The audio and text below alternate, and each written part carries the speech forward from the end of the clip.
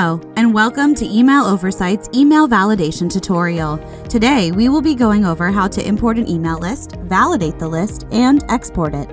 Once you are logged in, on the left menu, make sure Email Validation is selected, and then click New List on the top right. Name your list.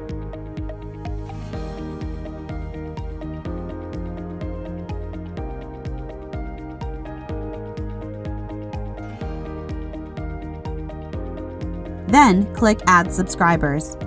The pop-up will allow you to sync email lists with MailChimp or Constant Contact. If you wish to use these options, just click the correct logo and then log in with the corresponding account. At the bottom of the page, you can also import email addresses manually by copying and pasting. We will import from a spreadsheet, so click Select File.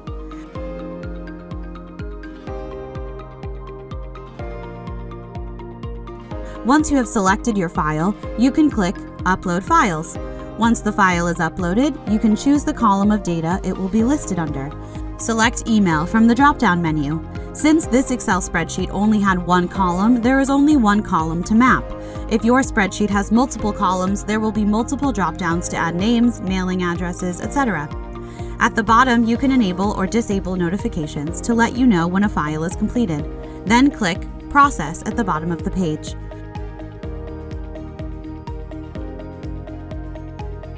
And just like that, the emails have been validated.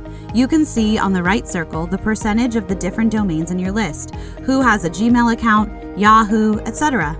On the circle on the left, you will see the validation results. You can see the percentages of emails that have been validated or are not valid due to their accounts being suspended, disabled, or don't exist.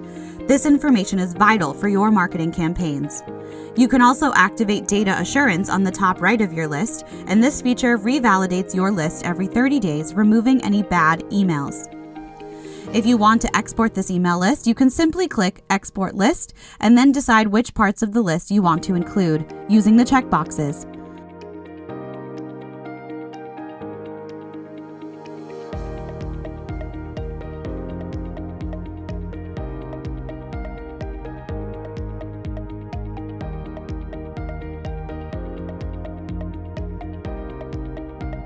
If you would like to know more about our products and services, please visit our website.